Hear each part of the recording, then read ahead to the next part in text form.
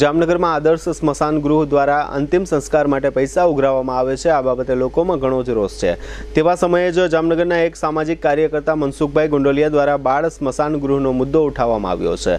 આદર્શ સ્મશાન ગૃહના સંચાલકો દ્વારા કોઈપણ જાતના કારણ વગર બાળ સ્મશાન ગૃહ બંધ કરી દીધું છે તેવો આક્ષેપ મનસુખભાઈ ગોંડલિયાએ કર્યો છે। આ બાબતે મનસુખભાઈ ગોંડલિયાએ સાંસદ પૂનમબેન માડમ સહિત અધિકારી અને પદાધિકારીઓને પત્ર પાઠવી ઉગ્ર રજૂઆત કરેલ છે। પત્રમાં જણાવ્યું છે કે કોઈપણ વ્યક્તિના ઘરે નાનું બાળક મરણ પામે તો તેની અંતિમ વિધિ કરવા માટે ખૂબ જ મુશ્કેલી પડી રહી છે।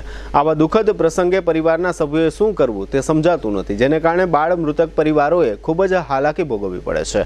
આજે બપોરે જીટીપીએલ જામનગર ન્યૂઝ દ્વારા મનસુખભાઈ ગોંડલિયાનો સંપર્ક કરવામાં આવ્યો હતો અને બાળ સ્મશાન ગૃહ અંગેની વિગતો મેળવી હતી। મનસુખભાઈ ગોંડલિયાના કહેવાથી જીટીપીએલ જામનગર ન્યૂઝના મેનેજિંગ એડિટર જયેશભાઈ રૂપારેલિયા નાગેશ્વર વિસ્તારમાં આવેલ ખોડિયાર મંદિરની પાછળના ભાગમાં આવેલ બાળ સ્મશાન ગૃહની જગ્યા ખાતે પહોંચ્યા હતા।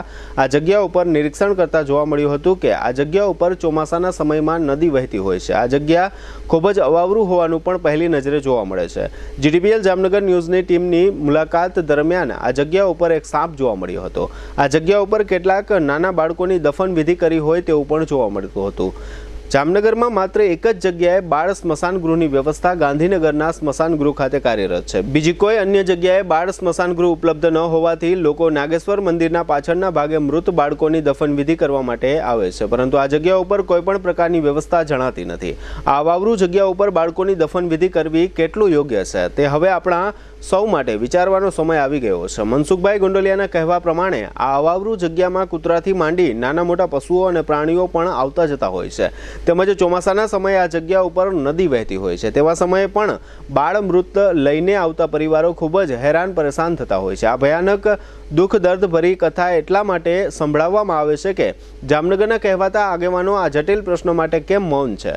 આદર્શ સ્મશાન ગૃહના સંચાલકોએ બાળ સ્મશાન ગૃહ છેલ્લા ઘણા સમયથી બંધ કર્યું છે તો તેની જાણકારી જામનગર મહાનગરપાલિકાને કેમ આપી નથી તેવો વેધક પ્રશ્ન પણ જામનગરના નગરજનો કરી રહ્યા છે।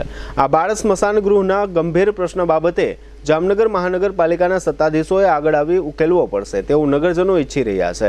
આજે બપોરે જીટીપીએલ જામનગર ન્યૂઝના મેનેજિંગ એડિટર જયેશભાઈ રૂપારેલિયા અને બાળ સ્મશાન ગૃહનો મુદ્દો ઉઠાવનાર મનસુખભાઈ ગોંડલિયા સાથે થયેલ પ્રશ્નોત્તરીના આ રહ્યા મુખ્ય અંશો। જીટીપીએલ જામનગર ન્યૂઝમાં તમામ દર્શકોનું સ્વાગત છે। આજે અમે લોકો નાગેશ્વર મંદિર ખાતે આવ્યા છે। મંદિરની પાછળ ખોડિયાર મંદિર આવેલું છે અને ખોડિયાર મંદિરની પાછળ એક નદીના પટમાં બાળ સ્મશાન ગૃહ આવેલું છે અને ખરેખર આ બાળ સ્મશાન ગૃહ ખરેખર હતું નહીં પણ એને બનાવવામાં આવ્યું છે અને મહાનગરપાલિકાની જ્યાં સુધી વાત છે ત્યાં સુધીની આમ તો જવાબદારી હોય છે, પણ એ બાબતનું અહીં કાંઈ જોવા નથી મળતું। અહીં સલામતીની વાત કરીએ તો સલામતી પણ કાંઈ નથી, વ્યવસ્થાની વાત કરીએ તો વ્યવસ્થા પણ કાંઈ નથી અને નદીના જે પટ હોય છે એટલે ધારો કે વાત કરીએ ચોમાસાના પીરિયડની તો ચોમાસાના પીરિયડમાં પણ અહીં આ જગ્યા ઉપરથી પાણી વહી જતું હોય છે, એટલે જે પ્રમાણે દફન વિધિ થાય છે બાળકોની તો લગભગ અહીંયા કોઈ જાતની વ્યવસ્થા જોવા નથી મળતી અને ખાસ કરીને મહાનગરપાલિકા આ બાબતમાં ખરેખર કેમ ઘોર નિંદ્રામાં છે એ સમજાતું નથી। એટલે અહીંના જે જાગૃત નાગરિક છે એવા મનસુખભાઈ ગોંડલિયા આમ તો સામાજિક કાર્યકર્તા છે, એમણે એક હમણાં તાજેતરની અંદર એક પત્ર લખ્યો છે બાળ સ્મશાન ગૃહ બાબતમાં ને ટોટલી બધી ડિટેલી જાણે છે ને લગભગ રોજના 2 થી 3 અહીંયા બાળ જે મૃત્યુ પામેલા હોય છે એની અંતિમ ક્રિયા કરવા માટે એટલે કે દફન વિધિ કરવા માટે આ જગ્યા ઉપર આવતા હોય છે। અહીંયા નથી લાઇટની વ્યવસ્થા, નથી પાણીની વ્યવસ્થા, કોઈ જાતની વ્યવસ્થા નથી। સલામતીની વાત કરીએ તો સલામતી પણ નથી। તો આપણી સાથે મનસુખભાઈ ગોંડલિયા જોડાયેલા છે, આપણે એમને પૂછશું કે સાહેબ અહીંયા આવ્યા પછી તો ઘણું દુઃખ વ્યક્ત થાય એ ટાઈપની પરિસ્થિતિ જોવા મળી છે, ખાસ કરીને બાળ સ્મશાન ગૃહ બાબતની શું વાત છે? તમે એક પત્ર લખ્યો છે હમણાં મહાનગરપાલિકાને। વર્ષોથી આ સ્મશાનની અંદર હનુમાનના દર્શન કરવા જાઉં છું।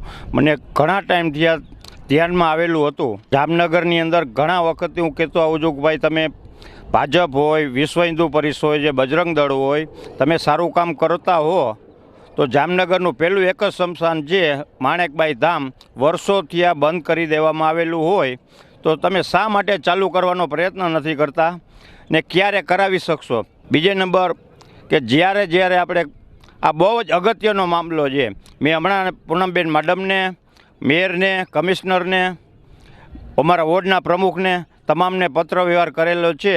યોગ્ય નિર્ણય તાત્કાલિક આવે એ મારું એવું ઈચ્છું છું। શું પત્રમાં શું વાત કરવામાં આવી છે, ખાસ કરીને અહીંની પરિસ્થિતિ શું છે બાળ સ્મશાન ગૃહ બાબતમાં? બાળ સ્મશાન આપણે પહેલાં હતું પણ એના ટ્રસ્ટીએ કોઈ પણ કારણોથી બંધ કરેલું હોય। ક્યાં હતું? માણેકબાઈ ધામમાં જૂનું સ્મશાન આપણું આવેલું જ એક જ હતું, એની અંદર બંધ વર્ષોથી આ બંધ કરવામાં આવ્યું છે। ને મહાનગરપાલિકા એમાં અંગત રસ લઈ પ્રધાન પછી રિયાબા છે, આપણા ધારાસભ્ય દિવેશભાઈ અકબરી છે, વિમલભાઈ કગથરા છે પ્રમુખ ભાજપના, અંગત રસ લઈ ગમે તે પોઝિશને કાંઈ પણ કરીને ચાલુ કરવું હિન્દુ માટે બહુ અગત્યનું હોય. હું અવારનવાર અહીંયા દર્શન કરવા હનુમાને જતો હોઉં. છોકરા ખાખમાં લઈ રોતા હોય, એને ખબર નથી કે ક્યાં દફનવિધિ થાય છે, તો યોગ્ય કરવા માટેની મારી માંગણી છે. આ જે સ્મશાન ગૃહ છે એમાં શું જોવા તમને મળે છે? તમે તો અહીં વારંવાર આવો છો.